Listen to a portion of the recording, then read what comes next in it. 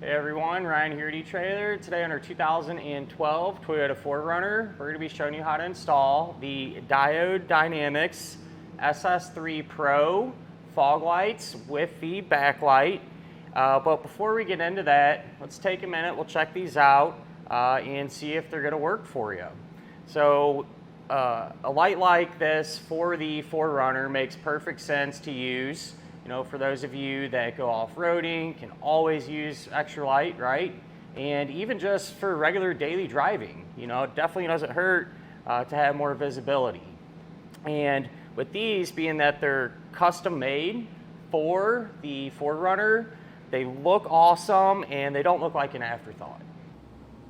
These are going to just simply replace your existing fog lights. So it comes with everything you need to make the swap. It's real straightforward. And not only with better lighting, I think they look a lot cooler too. You know, just the overall appearance of them. It definitely matches the look of the 4Runner. Looks aggressive, at least in my opinion. So you kind of get a double upgrade there. And these have the backlight feature as well. So you have your fog light, of course, and then you can do something else here, which I'll go ahead and turn them on so I can show you what we're talking about here. They'll also be able to light up in almost an orange or amber color, and it'll act almost like a daytime running light. You know, this isn't very bright in this color, but it definitely helps people see you, so you get a little extra safety feature there. And honestly, I think it looks cool too. You know, when you don't necessarily need your fog lights on, but you want something there, kind of separate yourself from the rest of the pack. With the amount of different lights available today, I know one of the first things I personally look for, I'm sure a lot of you do as well, is the performance of it, right? How's it gonna hold up to some of the other options? So thankfully, you know, I was lucky enough to be able to compare these to a couple of other lights and see how they all stack up. So why don't we check that out? Here's where you can really tell as well. You know, I got our lights on, just shining on the garage door. Right side is our diode. This is our factory. Pretty obvious which one has an advantage there. The diode light, the spread is much greater, you know, so you're covering a lot more ground. It's almost, you know, you can't even really hardly tell our factory one is barely doing anything. So once you get both of these in, it'll be a night and day difference for sure. I also wanted to put the diode light up against another upgrade, okay? And so over here on the driver's side, I removed our factory bulb and installed an LED fog light made by Arc, which we also carry here. And this is a direct replacement, pops in, plugs in, that's really all there is to it. And no doubt about it, the Arc one is definitely a major improvement over the factory type bulb, but compared to the diode light, I'm definitely more of a fan of the diode one still. And I say that because I feel like the light is much more clear, you know, clarity, it's just a cleaner light if you ask me. And the overall power of it. I feel like it's still brighter and puts off much more of a spread still. Kind of see what I'm talking about here with the lights off and everything. What I mean by the spread of the diode light as well as the clarity of it. So for example, this one over here, this beam is from our arc light and it has a 6500K color temperature, so a little more blue. And a lot of times when you kind of get to that range, it kind of tricks your brain into thinking that it's brighter than what it really is. All right, it looks good for sure. The diode light is going to have a 6000K color temperature, so pretty close, but you can tell the difference there. And really what I think a lot of it's going to boil down to between these two is just the raw output, you know, the amount of lumens and how powerful the light is. So with the Arc, you're looking at, you know, 1,550 lumens up to 1,995, just depending on runtime, how hot it gets. And with the diode light, you're looking at 3,000 lumens. So, you know, after a while, you're almost double the output there. So it makes a lot of sense why you get so much more spread with the diode light. One of the things that really separates these lights from a lot of the other ones out there on the market is the build quality. These are top-notch, super nice lights all the way around, really. The lenses, you know, they're not the super cheap, thin plastic. You know what I mean? These are really thick, super durable, and the way they design them too, it allows the maximum amount of light to actually come through there. So you're not losing a ton of light power because of an ineffective lens, you know. And that's exactly why we put these in today. Actually, the factory one had got hit with a rock, busted it up, and that's probably not going to be an issue with these. You know, I'm not saying it can't happen, but the likelihood is much less for sure. And that holds true for the whole light, you know, the durability of these things. The whole housing is aluminum, it's powder coated, it looks really good, and just all the way around, these are extremely well built. But now that you've seen, you know, how these kind of hold up against some of the other lights and gotten a good feel for them, these are definitely a really cool option for the 4Runner. You know, they fit well, they work great, can't really ask for too much more. I'm personally a big fan of Diode Dynamics. They make a lot of really high-end stuff. You know, I have a couple other lights that are made by them. They got these little pod lights, ditch lights, bunch of different colors. So the options are pretty big in terms of how you can kind of enhance the overall look of your 4Runner if you want to.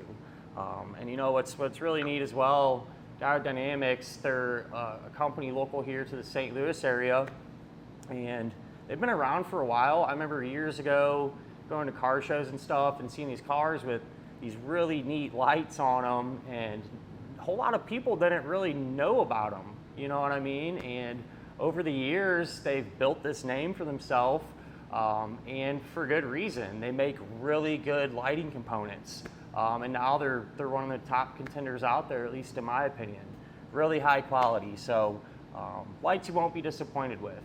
Now, as far as the installation goes, being that they're all custom fit, about as easy as it can get.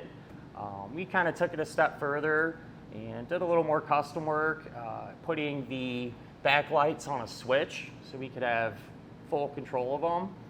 But I'll show you how we did that, and I'll also give you a good idea at least on how to just do it the normal way if you want to. But with that said, why don't we go ahead, we'll get going on it. And if you come to find out this is something that you don't want to mess with or have to deal with, you don't have the time or space, whatever the case may be, you can always use our dealer locator network, and hopefully that can get you going in the right direction as far as finding a shop in your neighborhood that can set this up for you. But why don't we go ahead, we'll jump right in now. Just a little backstory on why we're installing these in the first place. What happened over here on our passenger side, we took a rock to the lens here and it completely decimated it, right? Pretty much everything's missing. But thankfully with this kit, we get our new brackets and everything else like that. So we shouldn't really run into too many issues as far as that goes. Now our driver's side one is still intact, still works and everything else. So my thought is we'll do this one together because that's probably going to be your situation at home. And I think it would be smart to kind of work with all the factory equipment there to get it converted over to our new light. To get these lights installed, we're going to need to remove our factory lens and the housing behind there and everything else. And so it definitely helps if you turn your wheel all the way out, gives you a lot more room to work. That way we can get in behind here and get the wheel aligner halfway taken apart. On this 4Runner, we're going to have two 10mm head bolts holding the liner in place. Pull these out. Let's get these little clips off here. We don't need to get too carried away. We're just looking to open this up a little bit, giving us some more room to work. Some of the 4Runners will likely have a panel on the bottom here too that you can remove. Usually there's just some 10mm head bolts. Ours was missing. You know, this thing's been modified already, so you don't have to worry about it. But if yours is there, go ahead, see what bolts are holding it up, pull those out as well. To get the factory housing removed, we'll first unplug the light. So you just push down on this tab and get that out of the way. And then there's just a Phillips head screw holding this in place here. You want to hold on to the screw when we pull this out because we will reuse it. Just pop this right out of position here. We'll grab our light now and get it prepped. These are going to be side specific, so pay attention to that. One thing you can do to make sure you got the right one, the connector plug here, that's going to be towards the ground or the bottom of the vehicle. And if you look at the housing, right, you can see how it's angled, right, kind of ramped up. The higher side, that's going to be more towards the center of our vehicle, and the lower side, that's going to be more towards the edge of our vehicle. So we know we have the driver's side one here, or the left side, as you can call it. And the same's going to hold true for these brackets. Now, in our case, it is labeled LH for left hand, so we know that's the driver's side. And these are going to kind of fit on here like this. All right, but first and foremost, what you can do is they'll come with these nylon lock nuts, and you'll have this opening here on each side of the light. You want to take the nylon lock nut, and with the nylon portion side facing this way, go ahead and drop that down into that little opening there. And I got the other one on my tool bench. I'll go over there, grab that, and drop it in place as well. All right, so once you got both of those in, take this bracket, slide that on. And those holes on each side, you know, set up the same. They're gonna line up with those nuts that we put in there, and then you can take one of these bolts, put on a flat washer, start to thread it in, and we're just going to leave it hand tight for now.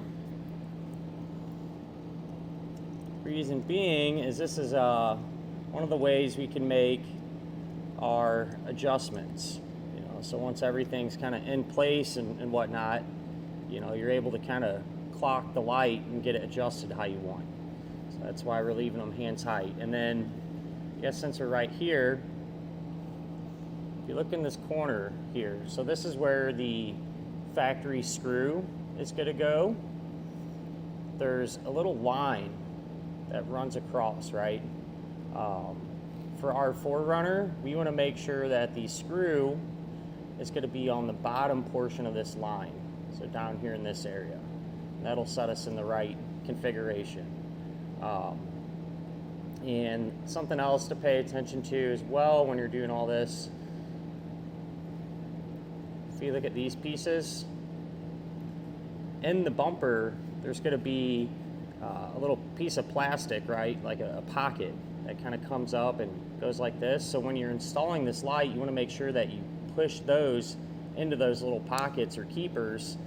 That way it'll be in there properly and be more secure. Back on our vehicle, here's those little pockets that I was mentioning that the pieces of our bracket will slide into. And we're ready to take the light and get it in place here. Line up our bracket like we talked about.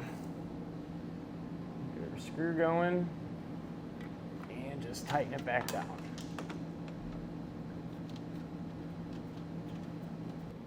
We can grab our harness now, and one end of the harness is going to match up with our factory connector, and you can plug this in either which way, right? And since LEDs are, you know, the polarity matters, if you get everything set up and try to turn the light on and nothing happens, chances are really good all you're going to have to do is flip this connector around and plug it in that way. So just kind of a heads up there. We'll get that plugged in.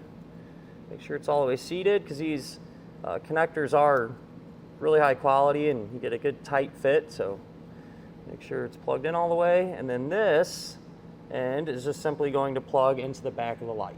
The ones that go into the back of the light will only plug in one way, so you don't really have to worry about switching those around or anything like that. This other wire coming off the light, this is to power up the amber or orange colored light, since this is has two different colors to it. So we'll worry about this later. Right now I just want to focus on turning the light on, making sure it works, and getting it properly adjusted.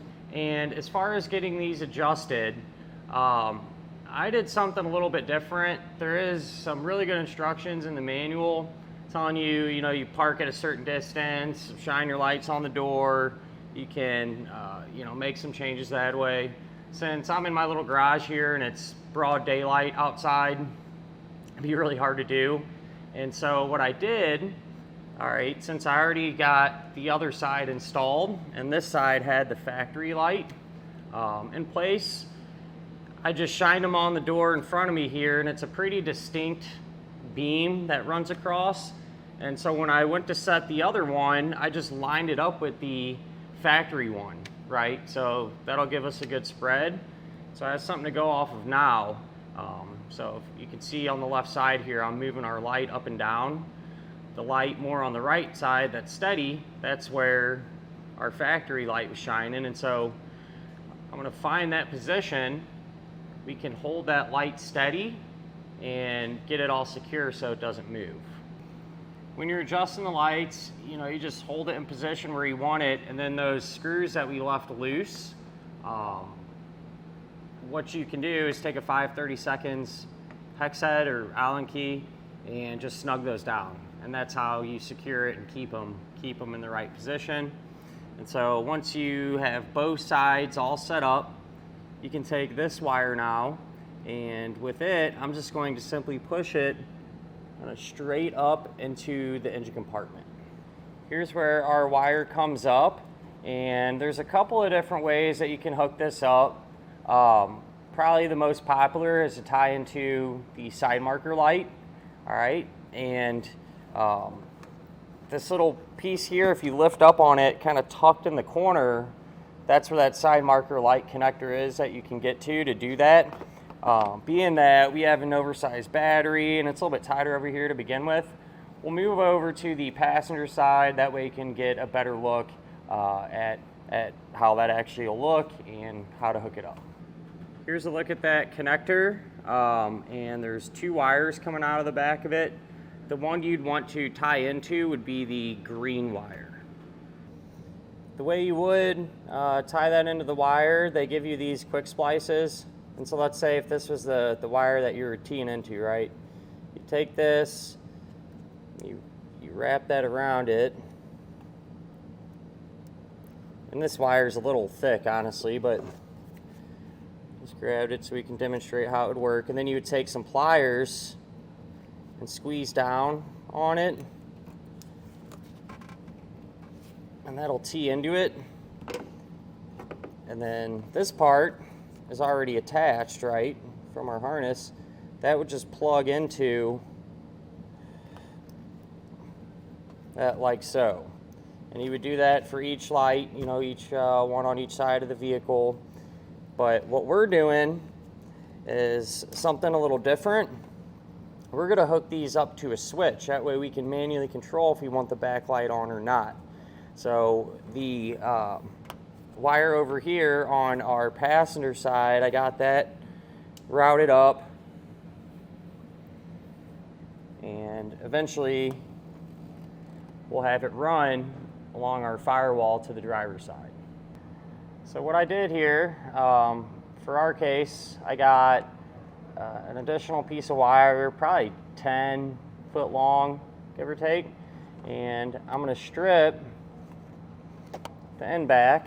This is how we're going to make any connections, I'm going to twist the wire, get it tight, and I'm going to crimp on a female spade terminal, end of it.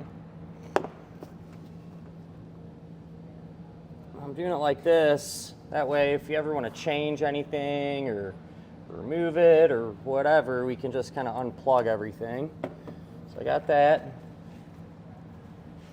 And I'm just going to plug it into that spade terminal that was already on there. Like that.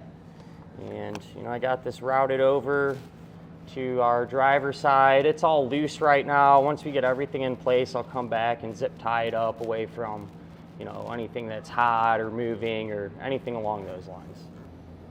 Back over on the driver's side, this is where our driver's side connector runs to, here in the corner in the engine compartment.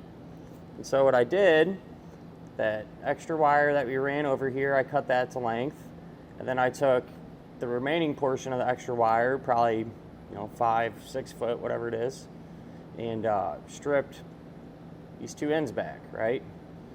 So I'm going to twist these together.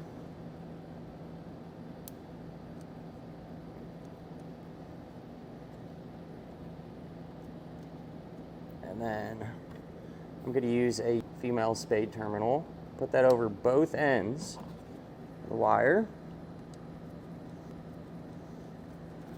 Get it crimped.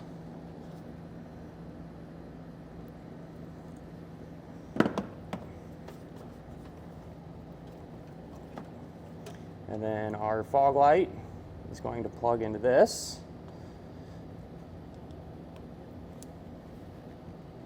And as far as where that other wire is going to go, I can get all the stuff out of her way here so we can see what we're doing. The other end of this wire is going to run into inside of our vehicle on the driver's side. So just comes up along through here. And down in this area, there's a factory grommet that you can utilize to push the wire through the firewall inside of our 4Runner.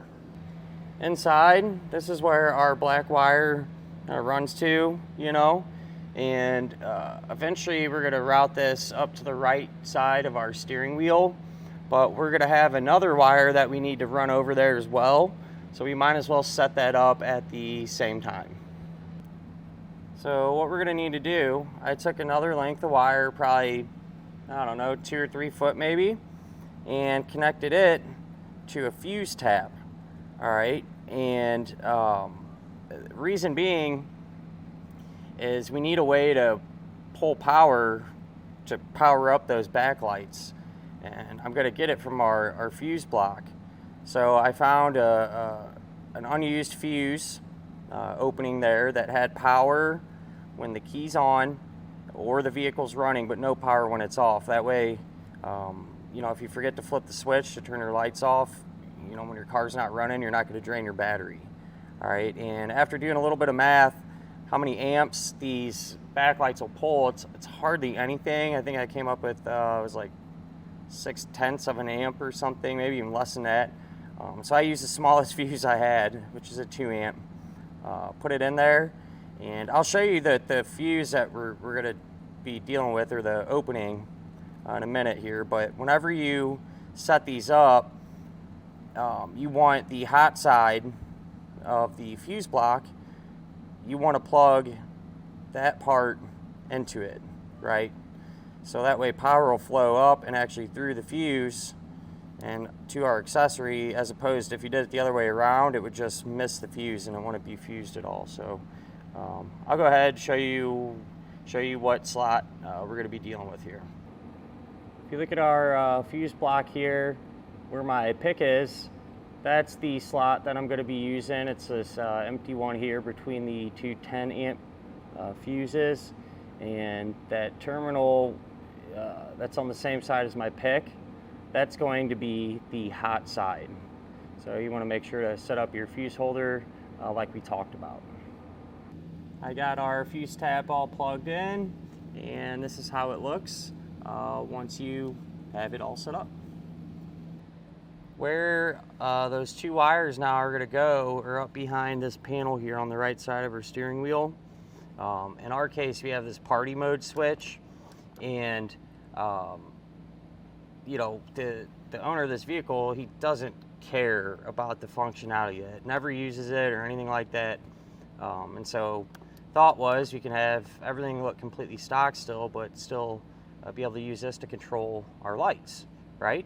And so if you want to do it like this, and this is going to hold true if you want to just set it up on a regular type, you know, rocker switch or toggle switch, something like that. It'll be extremely similar. But this panel, it pops off, you know, really nothing to it there. And you're going to have a connector, factory connector that's plugged into there, right? And you just push down on it, that'll release it. And what we got going on here, after some testing, I figured out what factory wires actually control the functionality of the switch, and it's the two furthest most outside ones. All right, and so one will be white with a black stripe, and then this one, the other one, looks like it's just all white. All right, and so I cut those wires and crimped on some male spade terminals, and then the new red wire coming from our fuse block and the new black wire coming from the fog lights. That's what I hooked into. And the power, our red wire here, you're going to want to hook that up to the factory white wire with the black stripe. And then the wire coming from our fog lights, I have that hooked up to the solid white wire. And then what I did, might be kind of tricky to see, on the other ends of the factory wires where I crimped on female terminals to them too. That way if you ever wanted to change this or put it back to stock or whatever the case may be, it's not really a big deal. You just unplug your new wiring there, plug them right back into each other, and then everything will function, as it did before. So it's kind of my thought process there. But with all that done now, we can plug this in and test it to see if it all works. To make sure the backlights work, we are going to have to key the ignition on since we have them hooked up to ignition power. And then if we push the button down, we should get them to power up.